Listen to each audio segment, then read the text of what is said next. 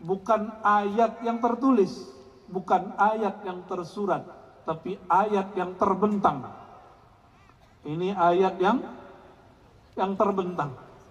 Jadi kalau orang ngaji ayat itu tiga, Bapak Ibu. Ada ayat yang tersurat, ada ayat yang tersirat, ada yang ketiga, ada ayat yang terbentang. Maka dulu orang Melayu lama sampai ke kampung saya di Minangkabau, orang punya satu slogan, alam terkembang, terbentang jadi guru. Sama nggak di sini? Ya sama lah. Dan itu dari kalam para nabi-nabi terdahulu tentunya. Nah, inilah ayatnya, fi maskanihim ayah. Di tempat tinggal mereka, alam terbentangnya menjadi ayat. Apa makna ayat dalam bahasa Arab? Ayat dalam bahasa Arab bukan nomor 1, ayat 1, ayat 2, ayat 3, bukan. Ayat itu artinya tanda.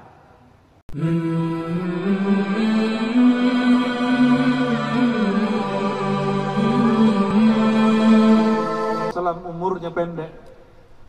Rasulullah itu di Madinah hanya 10 tahun lebih beberapa bulan.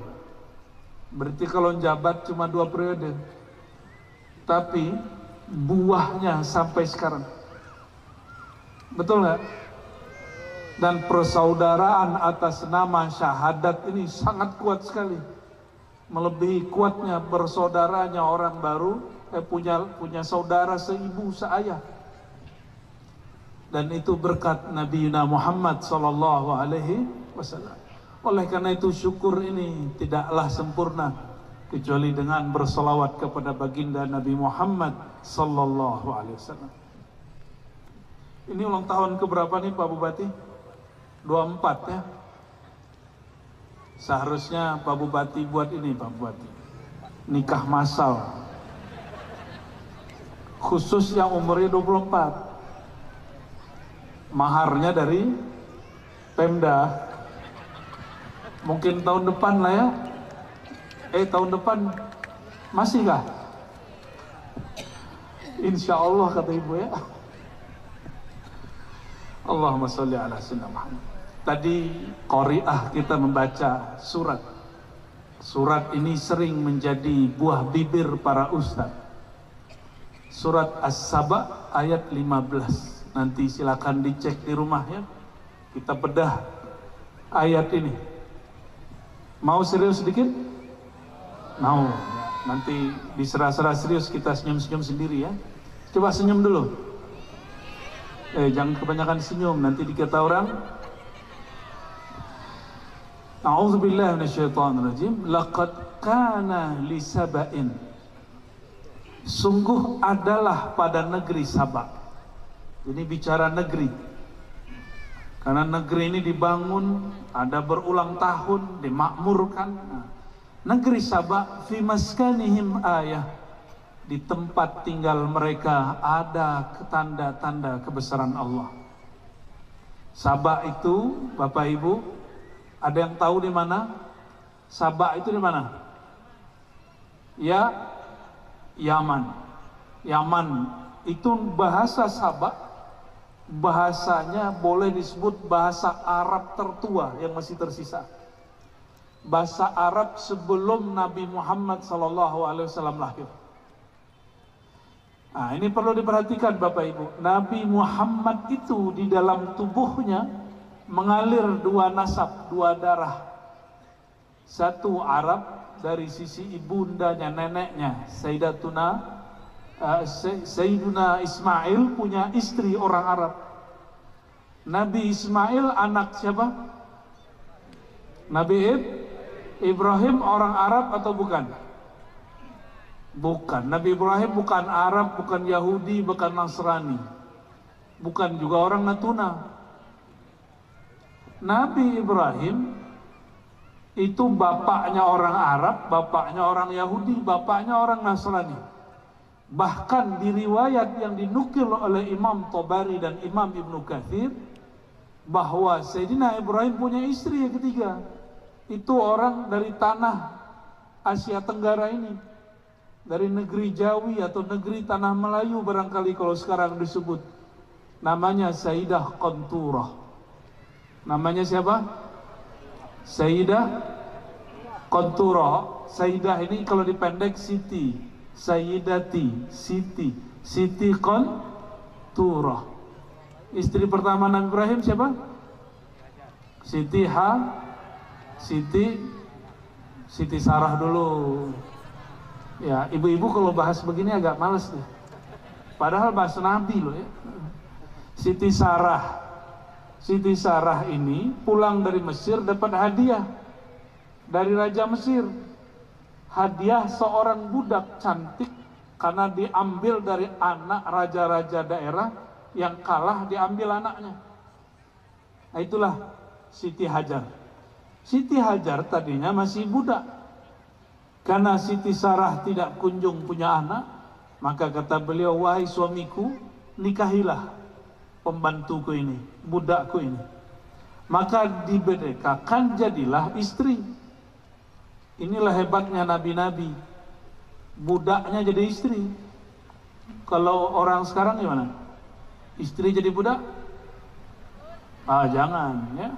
Itu melanggar ajaran Nabi Muhammad dan ajaran para nabi-nabi sebelumnya. Istri ketiganya namanya siapa? Sayyidah Qanturah. Sayyidah Qanturah ini melahirkan orang-orang di Asia Tenggara. Disebut negeri kita ini Aqsal Hind, ujung India. Maka di zaman Belanda, negeri kita disebut Hindia Belanda atau Hindia Timur. India Timur, bahasa dulunya Syarqul Hind, timurnya India. Tadi kemarin ya, saya kursus sama Pak Wakil. Orang Natuna lama, orang Melayu lama, sebut bukan Laut Cina Selatan ya. Natuna bukan di Laut Cina Selatan, tapi di selatan Laut Cina. Lain ya? Bedakah itu? Laut Cina Selatan dengan selatan Laut Cina. Tapi nggak usah khawatir Pak Wakil. Pak Wakil ini kayaknya masih ada nasab juga ke sana ini. Apalagi Pak Bupati ini ya, mati sipit-sipit ini. Nggak boleh benci dengan ras orang lain ya. Kenapa tidak boleh benci? Karena kita tidak tahu sebenarnya nenek moyang kita dari mana ya. Ini matanya sipit-sipit 70% lebih ini ya. Nggak boleh benci-benci sama mata sipit ya. Yang mata lebar juga nggak boleh benci dengan yang matanya tidak lebar. Biasa aja. Inna akramakum indallah ya atqakum. Yang Allah pandang kolbu, bukan mata sipit atau mata lebar ya. Maka kolbu habaib belum tentu Allah suka kalau kolbunya tidak berisi nur takwa. Ada orang mata sipit di kolbunya ada kebaikan, Allah pandang itu ya.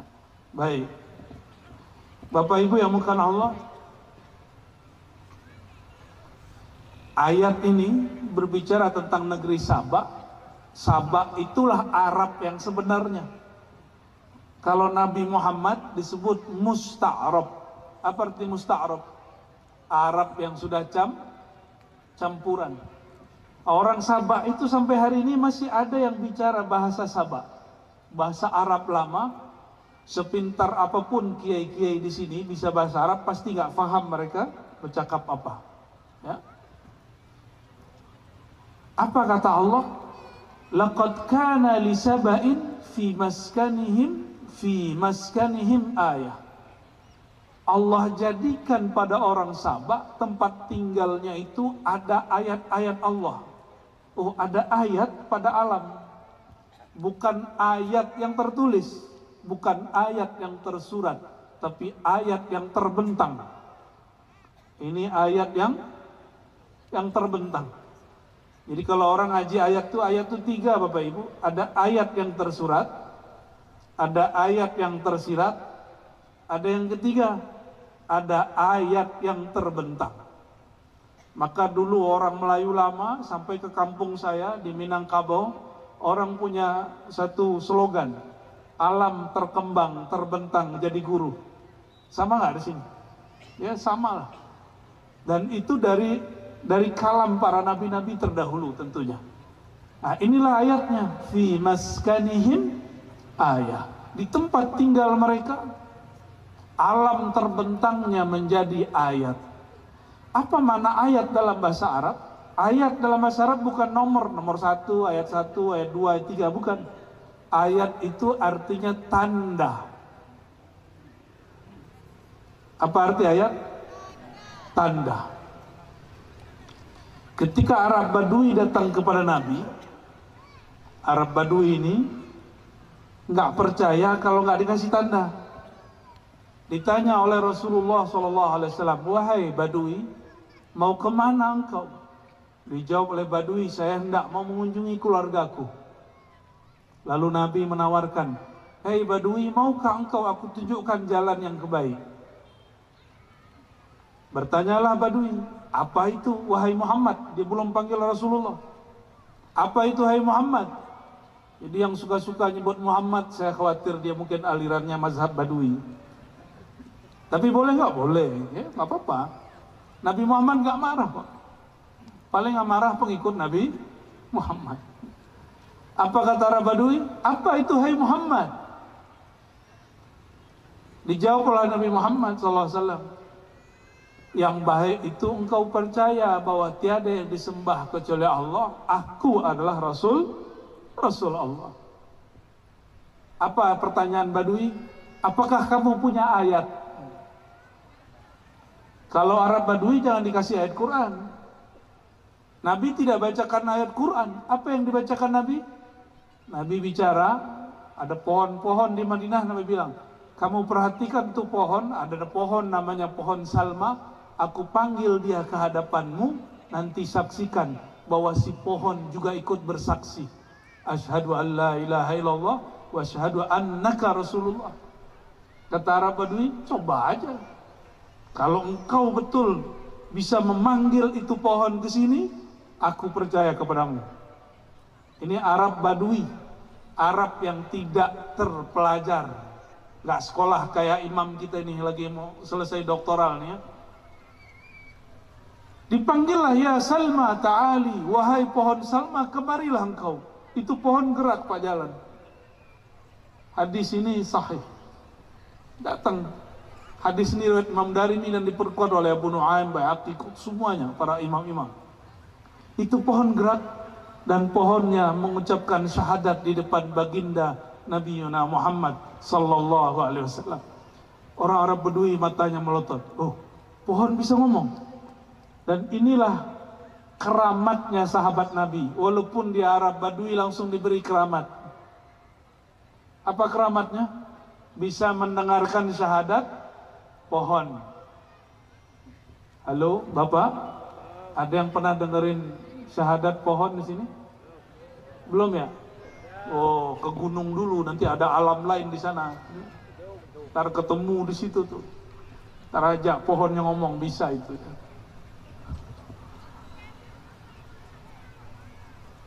Nabi panggil itu pohon, kayak gitu pohon, datang pohonnya. Apa kata pohon? Wahai Rasulullah, aku bersaksi engkau adalah Rasul Allah. Arab Badui langsung percaya, dipanggil orang sekampungnya, dia ajak beriman semuanya. Maka semua orang kampung dia beriman kepada Rasulullah SAW. Tapi yang mendengarkan syahadat pohon hanya Arab Badui. Oh, itu kelebihan Badui. Orang Arab Badui ini satu percaya, semuanya percaya. Satu senang, semuanya senang. Tapi bahayanya satu tersinggung, bisa satu kampung tawuran. Ini Arab Badui. Bapak Ibu yang makan Allah, maka si Arab Badui pergi ke kampungnya, diajak semua orang. Hei, orang Arab Badui, aku baru saja ketemu orang yang unik, namanya Muhammad. Aku bersaksi dialah Rasul utusan Allah. Itu sekampung langsung beriman kepada Rasulullah SAW. Tapi itu Arab Badui. Bapak Ibu, pernahkah mendapatkan riwayat Abu Bakar nantang pohon? Nantang Nabi pakai pohon, ada nggak? Muhammad, kalau ente benar bisa nggak ngomong sama pohon? Abu Bakar pernah ngomong begitu nggak? Abu Bakar belum Nabi bicara, apa kata beliau? Apapun yang dikatakan Sayyidina Muhammad pasti aku percaya. Jadi ketika Abu Jahal memperolok-olok Nabi Muhammad SAW, apa kata beliau? Jadi yang bicara siapa? Muhammad. Muhammad, aku percaya. Ternyata Nabi Muhammad SAW mengabarkan kepada Sayyidina Ali. Apa kata Sayyidina Ali? Sebelum Abu Bakar itu lahir di dunia, sebelum Abu Bakar itu punya nama gelar As-Siddiq, itu nama As-Siddiq sudah ditulis di langit. Allah menamakan Abu Bakar As-Siddiq itu Siddiq. Itu sudah di langit. Bergema dulu namanya di langit, baru diturunkan ke bumi. Maka seperti Sayyidina Abu Bakar bernama di langit, bergelar namanya di langit, bergema namanya di langit, baru dinamakan di bumi. Itulah sebabnya Sayyidina Abu Bakar, dia percaya tanpa syarat. Yang dia lihat, yang penting sang Muhammad yang berbicara, aku percaya.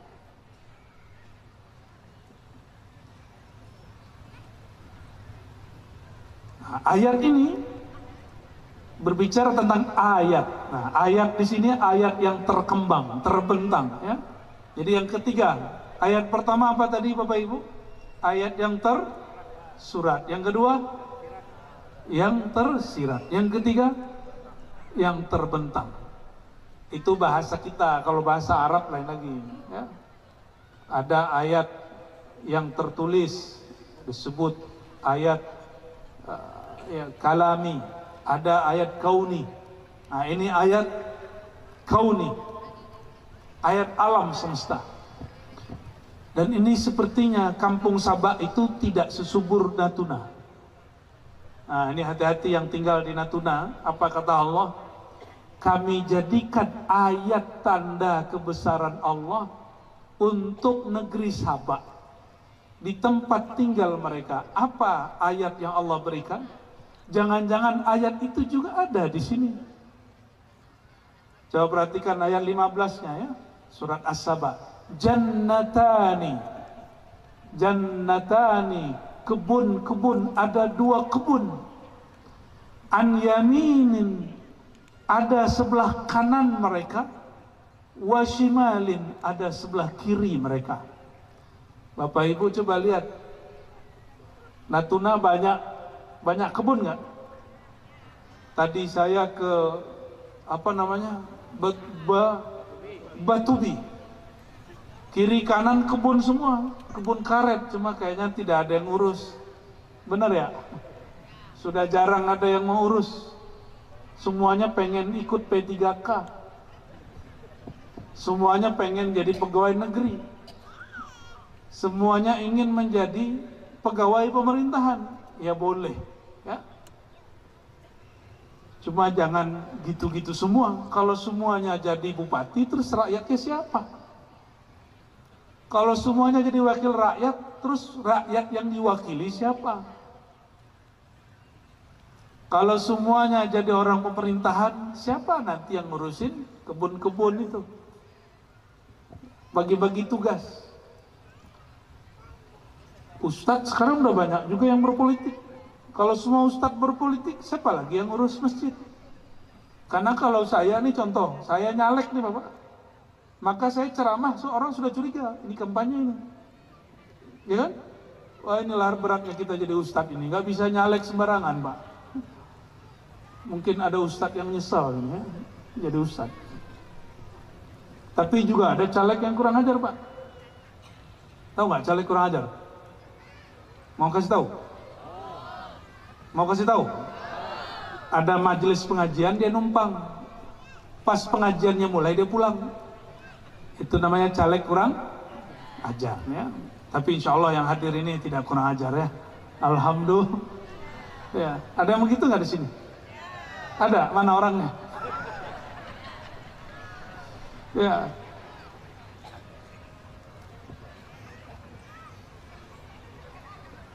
Oke, kembali ke As-Saba. Jadi negeri Sabak Allah sebutkan mereka dapat tanda-tanda dari Allah. Apa tanda kebesaran Allah pada mereka? Negerinya subur. Kita lihat kalau ke laut, di laut banyak mata pencarian, mana enggak? Orang sini kalau mau ke laut nggak perlu sekolah tinggi-tinggi, yang penting punya kapal. Ya, kulitnya hitam-hitam dikit lah, nggak apa-apa ya. Kalau ke daerah ke tengah, ada kebun, kiri kanan kebun.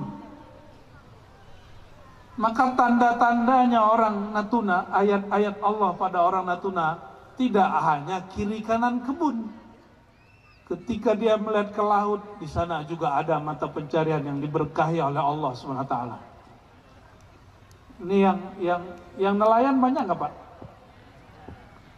Yang nelayan kapan menebarkan benih Pak? Pernah ngerawat ikan nggak? Nah, pernah ngerawat ikan yang di laut itu nggak? Enggak. Cuma tinggal ambil. Makanya laut sekitar Natuna ini banyak disukai oleh negara tetangga. Benar ya? Negara mana aja tuh? Cina, Vietnam, mana lagi? Thailand, tetangga kita semua. Malaysia aman? Sama aja ya.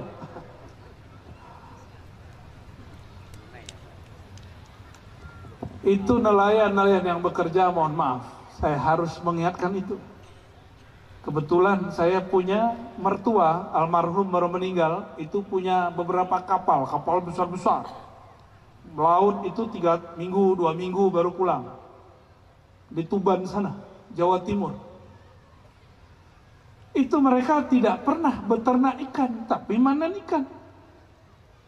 Betapa enaknya. Tidak pernah beternak ikan, tapi manen ikan. Cuma diajak sedikit urusan jaringnya agar dibesarkan, marah-marah. Ya. Padahal itu bermanfaat untuk ke depan. Benar gak tuh? Cuma kalau nelayan kecil ya nggak usah begitu Bapak ya. Itu yang nelayan besar tuh yang pakai kapal-kapalnya yang menengah. Mengeluh terus, saya dengar nelayan-nelayan tuh banyak ngeluh ya. Di semua pantura Jawa itu lebih banyak ngeluh. Padahal mereka ngambil itu tanpa perlu beternak. Nggak perlu berternak.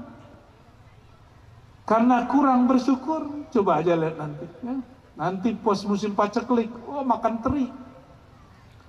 Di kampung saya Pak, makan ikan teri itu mewah. Kalau di sini gimana? Kalau lagi paceklik ya? Paceklik, nggak ada orang ke laut, baru makan ikan teri. Di tempat saya masih kecil, kami favoritnya makan teri. Kasih kacang, kasih telur, itu sudah nikmat. Kalau di sini saya lihat, dari kemarin kami datang, ikan besar-besar. Udangnya pun besar-besar. Kalau udang mungkin masih beternak. Cuma ikan besar-besar, kapankah para nelayan ini beternak? Nggak pernah. Itu Allah kasih fasilitas. Makanya Indonesia yang sebesar Eropa, Bapak Ibu, Indonesia itu sebesar Eropa, sadar gak? Dengan laut-lautnya, daratnya, Indonesia itu bahkan mungkin lebih besar dari Eropa. Eropa itu ada negara nggak punya laut. Kita ini ada laut di mana-mana. Tapi biasa, orang kalau punya fasilitas banyak, hidupnya terlalu santai. Indonesia ini terlalu santai. Di luar sana hari ini orang lagi, tetangga kita, jiran kita aja lagi jatuh ekonominya. Belum lagi tanah suci Al-Quds. Kita doakan saudara-saudara kita Allah selamatkan. Ya. Allah jaga. Kalau perang itu yang rugi pasti masyarakat. Ini Natuna pernah perang nih Pak Bupati? Tidak pernah ya? Beritanya yang hot ya. Kayak udah siap-siap perang aja. Tadi kami lewat di kampung mana, itu Pak tentara sudah siap-siap dengan semua alat-alat perangnya. Saya melihatnya sudah langsung, wow, kapan mau perang nih? Kalau anak-anak, imajinasinya mau perang Pak. Coba, kalau sudah gede mau perang nggak? Hah? Ada yang senang hidup perang. Saya punya sahabat orang Suriah, kata dia, saya nggak mau pulang kampung. Kan di kampungku hari ini setiap hari ada bom. Nggak bisa tidur, mau tidur ada bom. Nggak bisa kerja. Yang paling aneh, guru kita di sana, Syekh Ramadan Al-Buti, Muhammad Sair Ramadan Al-Buti, sedang mengajarkan kitab tafsir di bom. Siapalah yang ngebom itu? Ternyata Muslim juga, ngakunya Islam. Jihadnya salah jalan, ya. Dia berjihad tapi jadi tambah jahat. Auzubillah min dzalik. Nah, coba perhatikan. Orang-orang Sabah diberikan fasilitas kebun-kebun yang subur. Sedangkan orang Natuna kebunnya subur, ditambah lautnya tidak perlu beternak. Lalu Allah berfirman, "Kulu min rizki rabbikum washkurulah." Kulu, ini perintah. Makanlah dari rezeki Rabbmu. Apa arti Rabb? Rabb itu terjemahan Melayunya Tuhan. Tapi kalau dibuka kitab tafsir, Tuhan yang bersifat mencipta. Tuhan yang bersifat mengatur rezeki, itu Rabb. Kul a'udzu birabbin nas, malikin nas. Apa beda Rabbin nas, malikin nas, ilahin nas? Rabb itu Allah yang bersifat mencipta. Malik itu bersifat memiliki, penguasa, raja. Kalau ilah itu yang disembah, dia juga orangnya. Yang mencipta dia, yang punya dia, yang disembah dia. Maka dia punya banyak nama, tapi yang punya nama satu. Dan nama tidaklah terpisah dari yang punya nama. Lain kalau Pak Bupati sekali 5 tahun ganti, kecuali lanjut. Kalau jabatan Allah sebagai Rabb, Malik dan Ilah tidak berganti. Kul huwallahu ahad, dia esa selama-lamanya. Bapak Ibu, Allah itu dulu, sekarang, nanti berubah nggak? Hah? Benar? Bapak Ibu berubah nggak? Dulu lahirnya langsung sebesar ini. Ya, ada yang lahir langsung besar. Pasti jadi kecil dulu seperti ya anak-anak kita itu ya. Tidak ada yang langsung besar.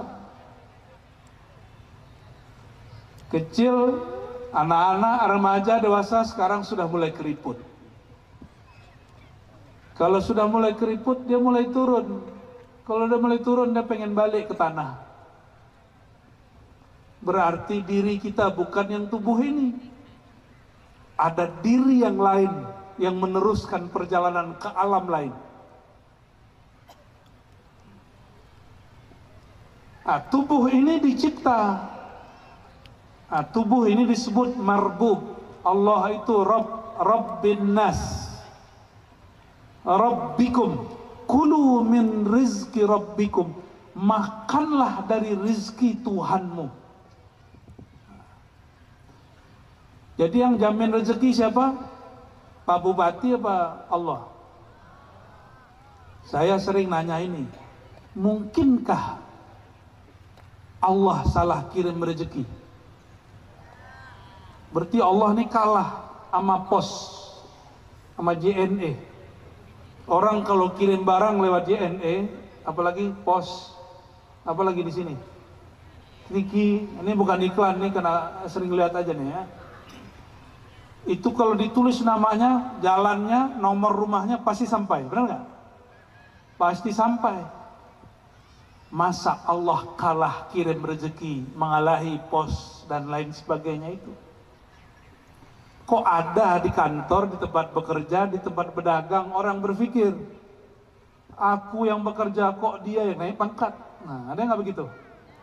Aku yang lelah kok dia yang dipuji? Aku yang kerja, kok dia yang dapat jabatan?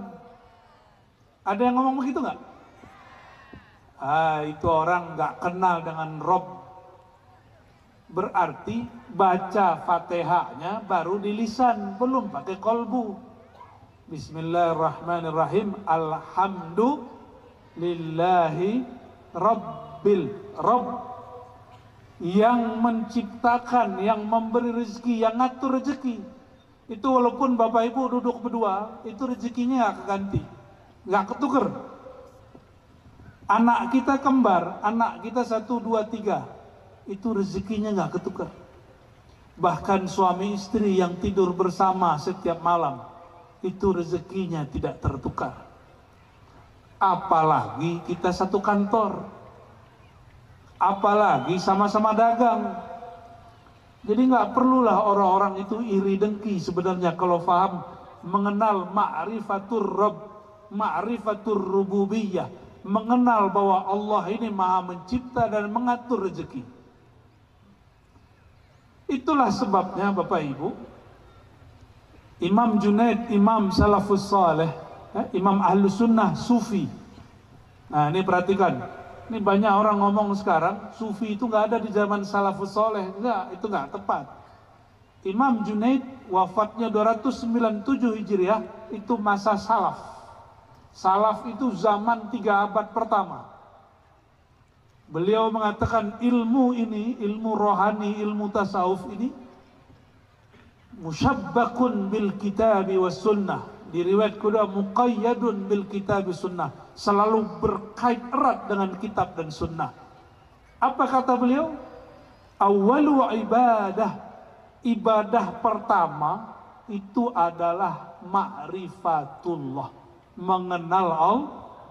Salah satu yang mesti kita kenal, Allah Rabbul Alamin, menjamin rezeki semua hamba. Jadi nggak usah terlalu galau ya, yang mau tes PNS, tes masuk anggota polisi TNI, yang mau tes jadi P3K, nggak usah khawatir, rezeki tidak tertukar. Ambil saja ikhtiarnya, serahkan putusannya kepada Allah Subhanahu wa Ta'ala.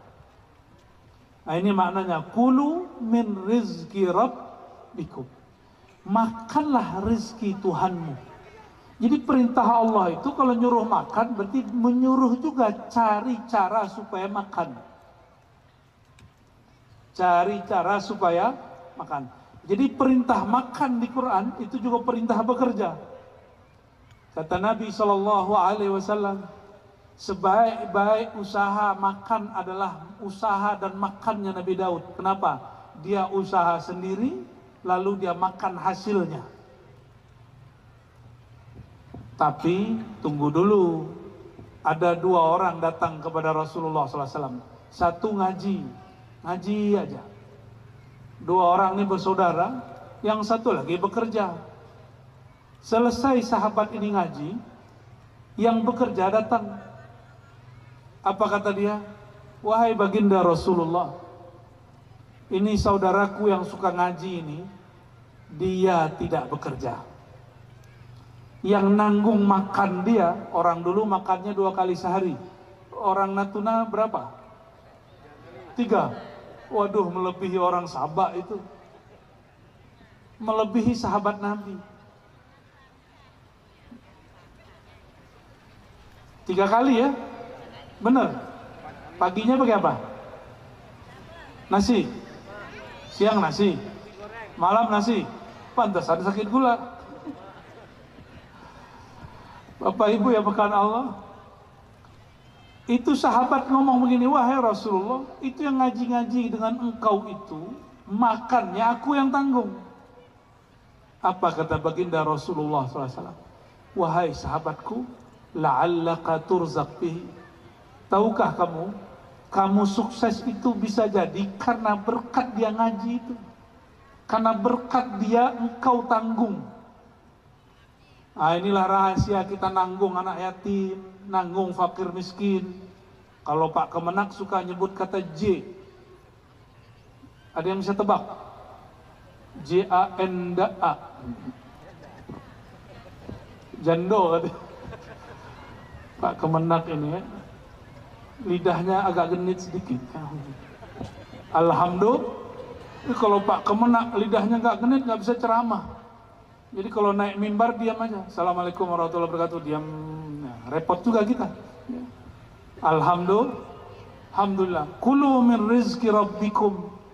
Makanlah dari rizki Tuhanmu. Nah, ini perintah cari kerja, ya, segala macam. Tapi ada kaedah di situ, Bapak Ibu.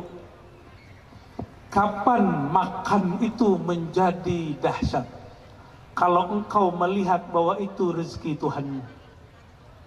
Inilah yang disebut oleh Imam Arif Billah Ibn Athaillah Sekandari, Imam Sunnah di zamannya. Apa kata beliau? Jika engkau mendapat hadiah dari orang lain, dihantarkan makanan orang-orang lain, maka janganlah engkau terima dahulu sampai engkau melihat, meyakini bahwa Allah lah yang mengirim rezeki untukmu. Baru boleh diambil secara rohani. Nah, kebanyakan kita makanan minum di depan langsung blok aja, benar nggak? Ini yang tadi minum, ada yang baca doa nggak? Atau meyakini ini air dari Allah, yang menghilangkan rasa hausku adalah Allah, bukan air. Ada yang begitu nggak? Kayaknya belum ya. Minum aja, selesai, begitu. Ya. Syekh Muhammad Said Ramadan Al-Buti, apa kata beliau? Kalau ada orang meyakini air ini yang menghilangkan haus, batin dia syirik. Kenapa? Karena yang menciptakan rasa segar bukan air. Yang menciptakan rasa segar siapa? Allah. Itu sebabnya 309 tahun Ashabul Kahfi di dalam goa itu nggak perlu minum. Kenapa? Allah ciptakan kesegaran di dalam tubuh mereka. Uzair 100 tahun nggak mati-mati, tidur aja. Orang tidur kan dehidrasi. Ini nggak mati-mati. Hewan yang ada di depan dia mati, keledainya mati, tapi dianya nggak mati. Kenapa? Karena kesegaran yang ada di air itu ciptaan Allah, bukan ciptaan air. Maka secara fikih ilmu syariat, baca doa sebelum makan minum sunat. Nah, perhatikan Bapak Ibu, sebelum makan minum secara hukum syariat, hukum baca bismillah apa? Tapi secara ilmu tauhid wajib. Ilmu tauhid itu ilmu hakikat, bahwa memandang segala sesuatunya dari Allah Subhanahu wa Ta'ala. Itu sebabnya kalau ada orang lupa berdoa, Nabi ajarin doa. Apa doanya kalau lupa? Bismillahi fi awalihi, Bismillahi fi akhirihi, atau Bismillahi fi awalihi wa akhiri. Bismillah di awal tadi yang aku lupa sampai akhir. Maka saya kalau mau makan, sebelum makan saya baca di awal itu Bismillah fi awwali wa akhiri, ya, biar langsung ke bawah semua. Alhamdulillahirabbil alamin. Ya.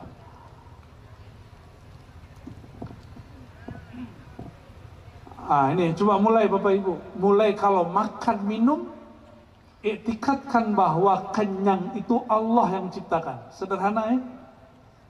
Jangan nasi.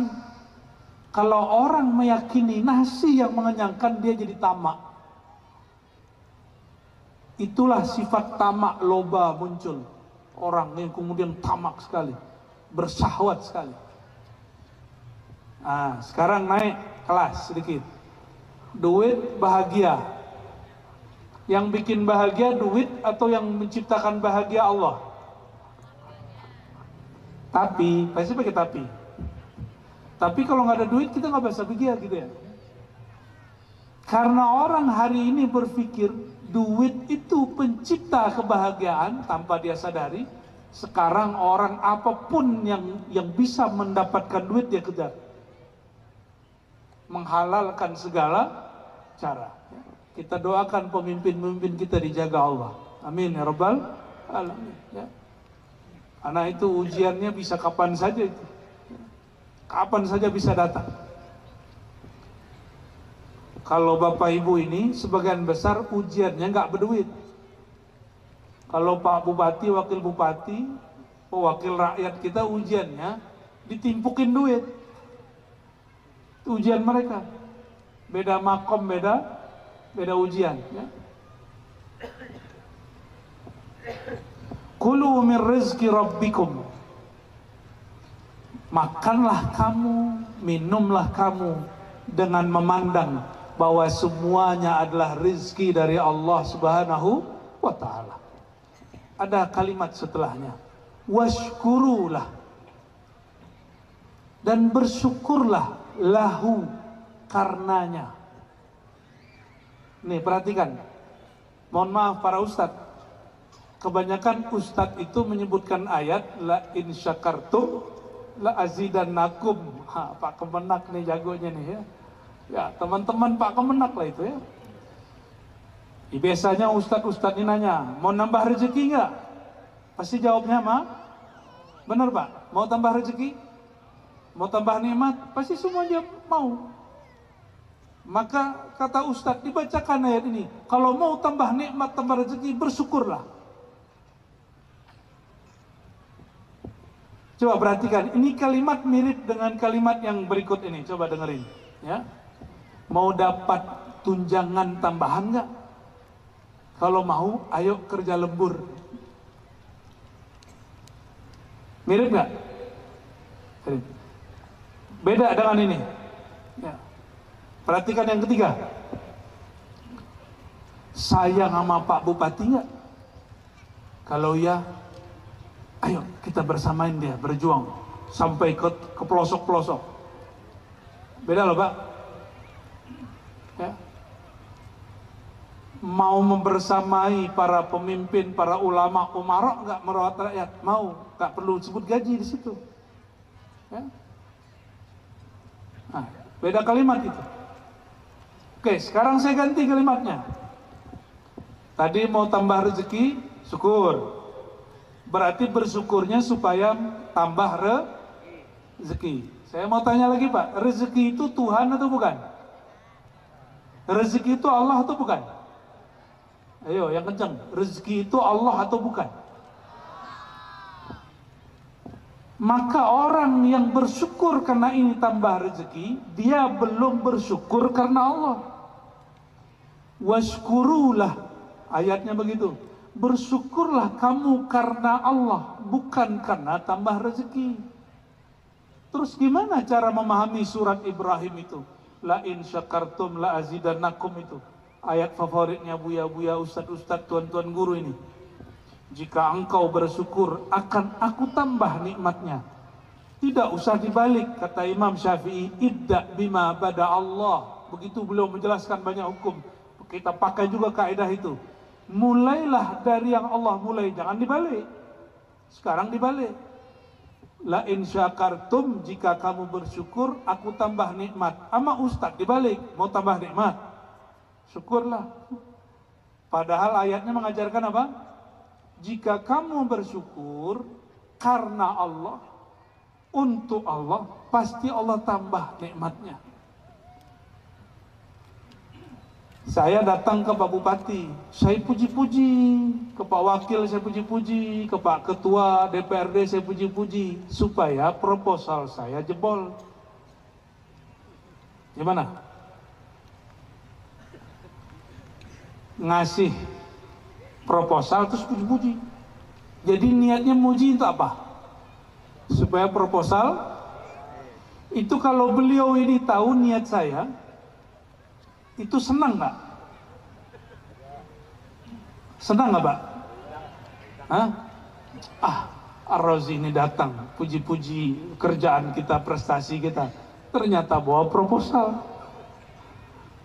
pesantren. Banyak loh Pak, kiai-kiai maksain bupati, wakil-wakil rakyat untuk proposal banyak. Ya kawan-kawan saya juga. Pertama puji-puji dulu. Lagi minum-minum di warung, ada orang puji-puji kita. ternyata minta ditraktir. Gimana Pak? Suka dengan orang itu atau tidak suka? Nggak suka. Kalau dia puji kita, pujiannya nggak masuk ke hati. Sama, ada orang, ada hamba, dia ingin ditambah rezekinya, maka dia puji Allah. Dia bukan sedang berterima kasih, bersyukur kepada Allah. Dia hanya ingin menambah keinginan nafsu tamaknya. Hanya ingin numpuk-numpuk rezekinya. Dia belum betul-betul bersyukur kepada Allah Subhanahu wa Ta'ala. Gimana Pak? Kemana? Salah nggak nih? Nggak, tafsirnya salah nggak? Ya. Kalau salah mohon diluruskan. La in syakartum la azidannakum, ini orang balik hari ini.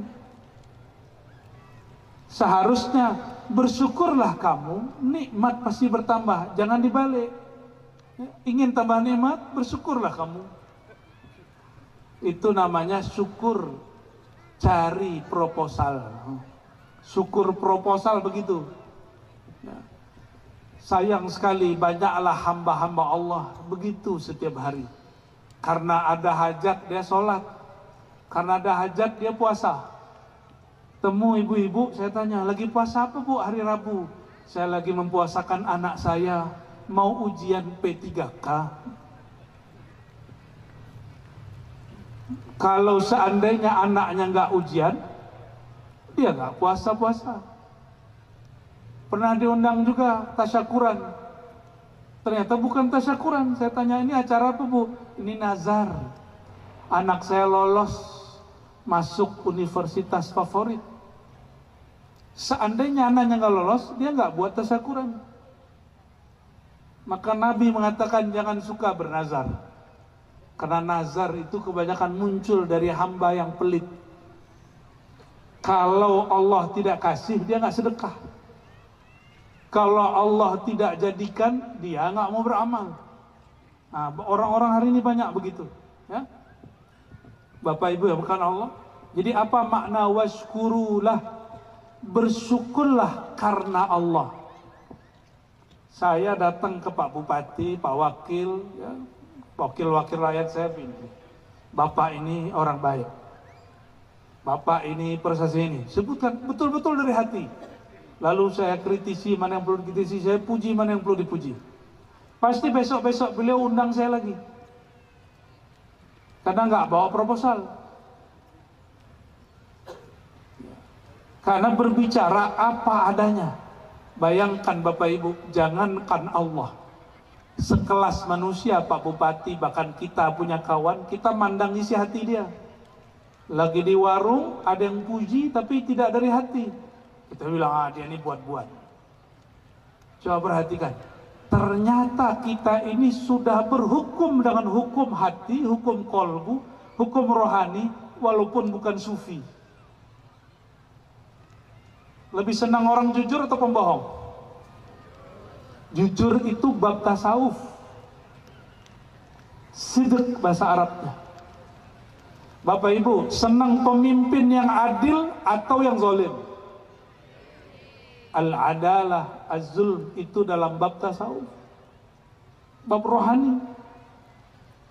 Senang pemimpin wakil rakyat yang amanah atau yang khianat? Berarti masyarakatnya sudah bertasawuf lama. Jadi mereka nyoblos itu sudah dengan rohaninya. Walaupun ada juga yang terpanggil oleh amplop ya. Banyak ya. Ya salam. Apa maksud saya sebutkan contoh-contoh itu Bapak Ibu? Hari ini kebanyakan orang datang kepada Allah itu bersyarat, sedangkan Allah memberinya tidak bersyarat.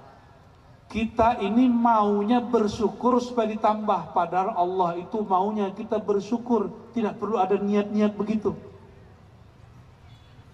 Kawan sejati, kita lagi senang susah, nah, tunggu Pak. Ini tunggu nih Pak Bupati, Pak Wakil Bupati punya masalah, siapa yang menemani beliau? Itu teman sejatinya. Bapak Ibu pernah punya masalah, siapa yang menemani kita? Itulah teman sejati. Lalu hamba sejati siapa? Hamba yang tetap menyembah Allah walaupun nikmatnya ditahan. Saya mau tanya Pak, kalau rezeki sedang ditahan, Allah tetap Tuhan nggak? Kita tetap hamba nggak? Lalu kenapa orang ngeluh? Kenapa mereka mulai syak, ragu kepada Allah? Berarti kita jadi hamba bersyarat. Kita ini jadi hamba masih, kalau diberi nikmat saya rajin ke Allah, kalau nggak diberi nikmat ya udahlah cuek aja sama Allah. Jadi Allah ini berdasarkan pemberian. Kalau punya pasangan begitu ditinggal nggak Pak? Halo Pak, punya bini begitu ditalak langsung nggak? Duit kita tebal, dompet kita penuh, dia puji-puji. Di akhir bulan dia caci maki. Mau punya istri begitu? Ya, kalau saya langsung, kalau talak cuma 3, saya talak dia 300 kali.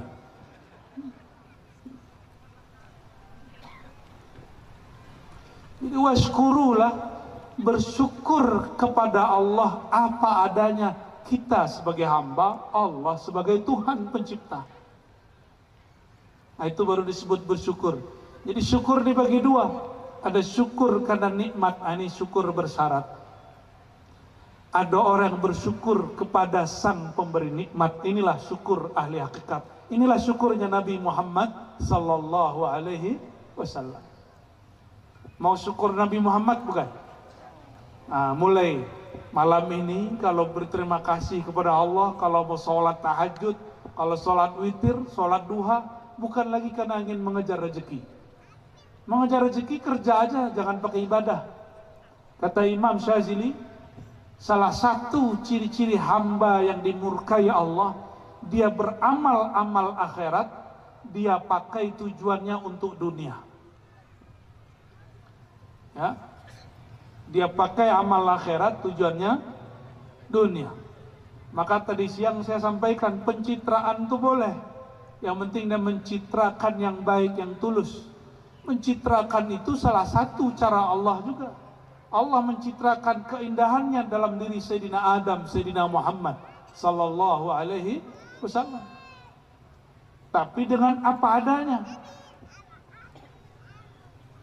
Nah, semoga ini sudah dekat 2024, para caleg-caleg mencitrakan dirinya apa adanya.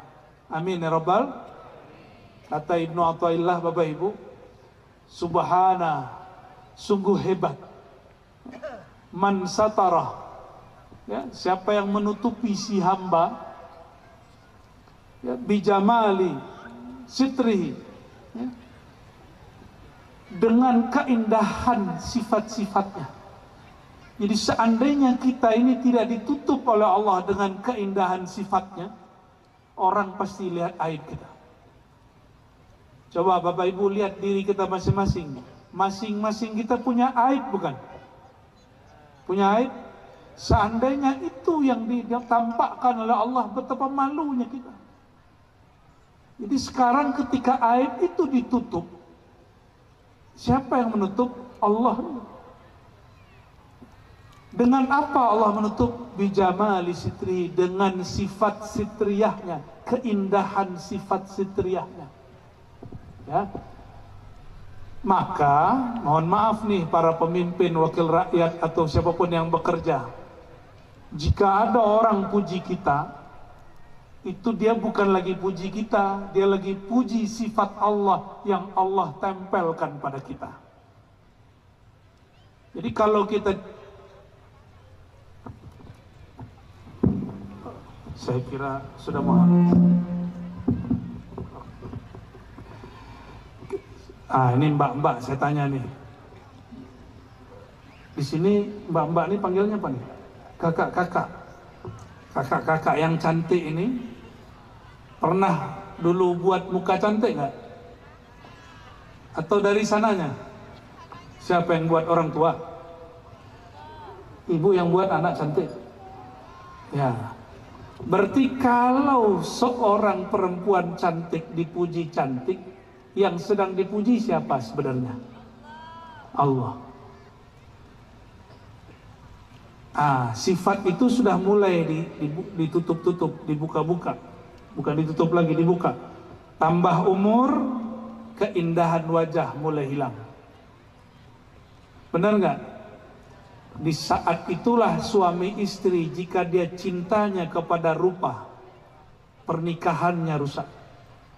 Karena pasangannya sudah mulai mukanya pudar, keriput sudah mulai muncul. Tapi jika indah cantiknya dari dalam, kolbu yang cantik, hati yang gagah, yang tampan, walaupun muka mulai keriput, gigi sedang mulai berjatuhan, kulit sudah mulai ditarik oleh bumi, masih cinta. Itu cinta bukan ke wajahnya, tapi cinta kepada cantik yang di dalamnya, tampan yang ada dalam dirinya. Bapak Ibu betah nggak? Nih bapak nih duduk samping orang cantik tapi mulutnya kasar, roknya pendek, betisnya putih, dicat, mata kita lirik-lirik. Apa kata dia? Apa kau lihat? Langsung kabur gitu. Benar nggak Pak? Enggak. Tapi kalau ada orang cantik, tutup aurat, dia nggak banyak cerita. Kita ketemu, dia sapa, senyum. Belum mata melihat, hati sudah jatuh cinta. Itu bukan jatuh cinta ke rupanya, jatuh cinta kepada sifat yang Allah tempelkan kepada dia. Orang-orang seperti kita sudah mulai mempraktekkan itu di dunia hari-hari. Coba Pak Bupati, senang sama staf yang jujur atau cantik tapi khianat? Jujur muka jelek, cantik khianat, pilih mana? Cantik korupsi, jelek apa adanya, pilih mana? Walaupun jelek apa adanya, itu namanya melihat pakai mata batin. Padahal beliau ini nggak sufi, bukan wali Allah juga ini, belum.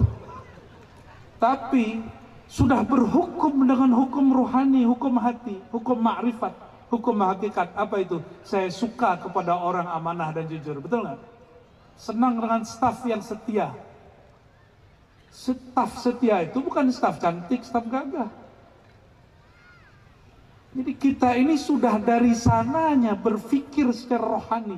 Lalu kenapa ada orang hari ini tidak mau membicarakan rohani? Di dalam Islam ilmu kerohanian itu disebut tasawuf. Syaitan paling nggak suka orang ngaji tasawuf.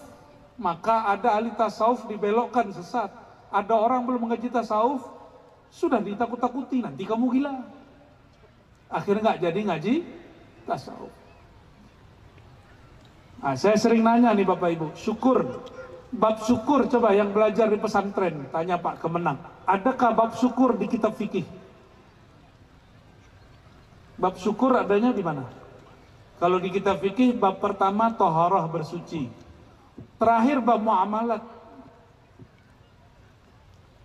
Nanti dibuka-buka lagi ada bab jihad, ujung terakhir. Tidak ada di kitab fikih atau kata orang Melayu lama fiqh, benar ya? Kitab fiqh, kitab hukum, hukum zahir, tidak ada bab namanya syukur, nggak ada. Bab amanah nggak ada. Itu adanya di kitab apa? Di kitab tasawuf. Makanya kalau akidah akhlak itu yang diajarkan di sekolah budi pekerti itu langsung saja disebut tasawuf, itu beres itu Pak. Cuma karena ulama-ulama di negeri ini takut disebut sesat oleh manusia. Ya, saya ngajar kitab hikam, apa kata orang? Rozi, kamu nggak takut disebut sesat oleh kelompok sebelah? Nggak tahu maksudnya kelompok sebelah itu siapa. Ya. Saya tanya balik, Kiai, sejak kapan kita beramal untuk dapat ridho kelompok sebelah yang kamu maksud itu? Kita ini ngajar berdakwah untuk cari ridho Allah, bukan mencari ridho kelompok tertentu. Ini kepada para ustadz nih, ya, saya sampaikan dari hati paling dalam. Jangan kemudian berbuat, ini pesan Imam Syazili, wali kutub di zamannya Imam Sunnah yang masyhur. Abul Hasan Sazili mengatakan, i'mal, berbuatlah kamu liyusaddiqallah la lisaddiqan nas. Beramallah kamu, berdakwahlah kamu supaya Allah membenarkan kamu, mempercayai kamu, bukan supaya makhluk manusia kelompok manapun percaya kepadamu. Ini juga saya sampaikan kepada Pak Bupati, Wakil Bupati, wakil-wakil rakyat dan semua jajarannya. Berbuat bukan supaya dipilih kembali, tapi berbuat supaya Allah ridho kembali. Ya. Barulah ditutup dengan ayat, ya, baldatun thayyibatun wa rabbun ghafur. Sering dengar kalimat ini? Saya baca kalimat ini di depan guru saya orang Arab. Apa kata dia? Cukup kalimat pertama, baldatun thayyibah. Wa rabbun ghafurnya dari Allah. Baldatun thayyibahnya pada kalian. Baldatun thayyibah itu sebutan Allah terhadap negeri Sabah, negeri yang subur, negeri yang berlimpah ruah nikmat. Wa rabbun ghafur, dan Allah pasti maha mengampuni. Tapi apa yang terjadi? Di ayat 16, 17, silakan nanti lihat di rumah.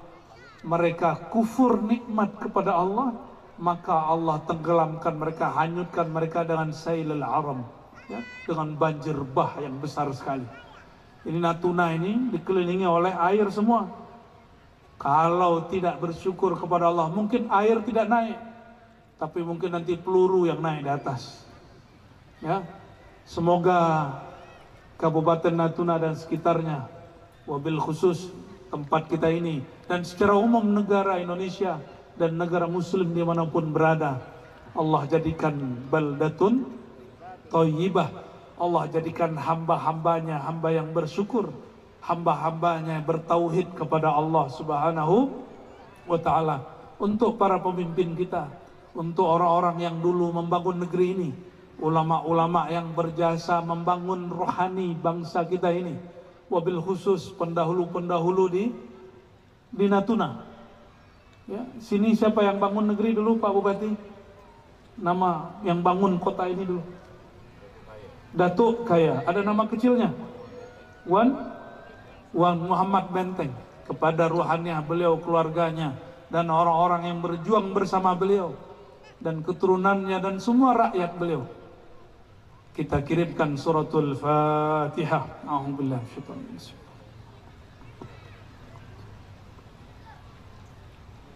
Siratal ladzina an'amta 'alaihim ghairil maghdubi 'alaihim waladdallin. Amin. A'udzubillahi minasyaitonir rajim. Bismillahirrahmanirrahim. Inna Allah wa malaikatahu yusalluna 'alan nabi. يا أيها الذين آمنوا صلوا عليه وسلموا تسليما. Ya, sama-sama salawat. Sallallahu ala Muhammad, sallallahu alaihi wasallam, sallallahu ala Muhammad, sallallahu alaihi wasallam, sallallahu ala Muhammad, sallallahu alaihi wasallam, sallallahu ala Muhammad, sallallahu alaihi wasallam. A'udzubillahi minasyaitonir rajim. Bismillahirrahmanirrahim. Ya Allah, kami berlindung dari keburukan diri kami, keburukan batin kami, keburukan zahir kami, keburukan sifat amarah kami, keburukan sifat sombong kami, keburukan yang ada di dalam hati kami, yang ada di dalam jiwa kami, dan keburukan syaitanir rajim, keburukan makhluk yang Engkau ciptakan, keburukan yang kami tahu dan kami tidak tahu. Kami berlindung kepada Engkau ya Allah, kepada kekuasaan Engkau ya Allah, kepada jalal keagungan Engkau ya Allah. Allahumma inna a'udzubika minka ya Allah, Kami berlindung kepada Engkau, berpulang kepada Engkau dari kemurkaan Engkau. Allahumma lakal hamdu hamdan thayyiban katsiran mubarakan fi. Ya Allah, semua pujian kembali kepada Engkau. Jika ada pujian kepada kami, ya Allah, itu adalah pujian kepada sifat Engkau yang Engkau tumpah ruahkan dan tempelkan kepada kami. Maka ya Allah, jika kami merasa terpuji karena pujian itu, ampunkan rasa itu ya Allah. Ampunkan kami merasa terpuji ya Allah. Yang maha terpuji hanya Engkau ya Allah. Lakal hamdu wa lakal thana. Allahumma ya Allah, ya Hamid, ya Majid, salli ala abdika Muhammad. Ya Allah, yang maha terpuji, yang maha baik, yang maha memuji, yang maha terpuji, sampaikanlah salam Engkau, salawat rahmat Engkau kepada hamba Engkau yang paling terpuji, Nabi Muhammad sallallahu alaihi wasallam. Ya Sayyidana ya Rasulullah, wahai baginda Rasulullah, Engkau mengabarkan siapa yang mengucapkan salam kepada Engkau, Allah kembalikan ruh Engkau.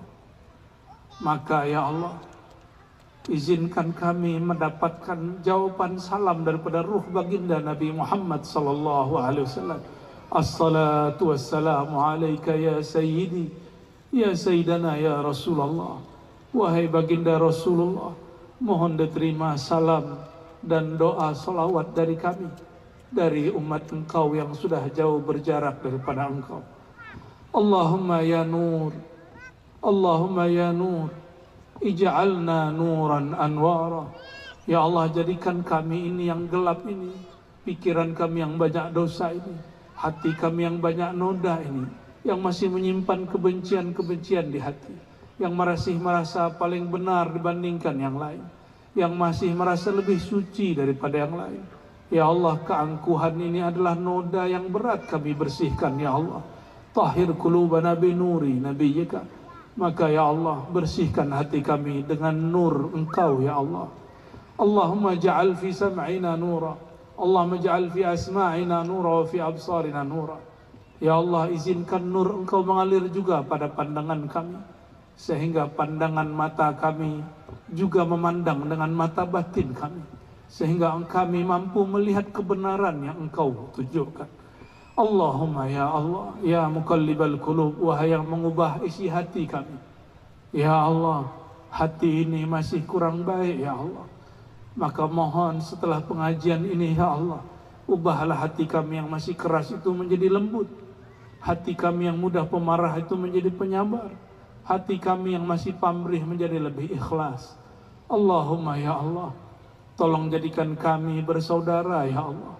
Jika kami yang beragama umat Nabi Muhammad ini bertengkar ya Allah, lalu bagaimanakah kami dapat berjumpa baginda Rasulullah sallallahu alaihi wasallam? Ya Allah, ya Razzaq, ya Razzaq, ya Fattah, ya Qarib. Ya Allah, kami yakin semua rezeki Engkau telah jamin ya Allah. Tapi kadang-kadang hati ini bergoyang ya Allah. Ampunkan di saat pikiran dan hati kami tidak meyakini Engkau menjamin rezeki kami ya Allah. Luruskan pikiran dan hati kami ya Allah. Allahumma ya salam, nas'aluka salamatas sudur. Ya Allah, kami memohon hati yang selamat ya Allah, takdir yang selamat ya Allah. Terakhir ya Rabb, nas'aluka salamah lana wa liwalidina wa limasyaikhina wa liumara'ina wa liman tawalla ala umuri biladina ولعلمائنا ولرعيتنا وللمسلمين في هذا البلاد خاصة وفي البلاد أي بلاد من البلاد المسلمين عامة. Ya Allah, kami memohon, jagalah, selamatkanlah umat Engkau, umat Nabi Muhammad SAW, wabil khusus yang ada di negeri ini, yang beriman kepada Allah dan kepada Engkau wahai Rasulullah. Ya Allah, jagalah para pemimpinnya, selamatkanlah para ulamanya, berkahilah rakyatnya, jagalah negeri mereka, khusus negerinya Indonesia dan semua negara-negara Islam dimanapun berada. Allahumma ya Allah, Rabbana atina fid dunya hasanah wa fil akhirati hasanah wa qina adzabannar. Ya Allah, kami memohon kebaikan di dunia yaitu cinta kepada Engkau, kenal kepada Engkau, dan baik di akhirat yaitu mendapatkan syafaat kekasih Engkau Nabi Muhammad sallallahu alaihi wasallam. Waqtimna ya Allah bihusnil khatimah, ya Allah biha, ya Allah biha, ya Allah bihusnil khatimah. Wa sallallahu ala sayyidina Muhammad walhamdulillahi rabbil alamin. Bapak Ibu yang bukan Allah, selamat berulang tahun Kabupaten Natuna yang ke-24. Semoga pemimpinnya berhati-hati Nabi Muhammad SAW dan rakyatnya berhati-hati hamba-hamba yang bersyukur, hatinya juga Nabi Muhammad SAW. Demikian dari kami, mohon maaf salah dan kurangnya. Subhanakallahumma wa bihamdika asyhadu an la ilaha illa anta astaghfiruka wa atubu ilaik. Assalamualaikum warahmatullahi wabarakatuh.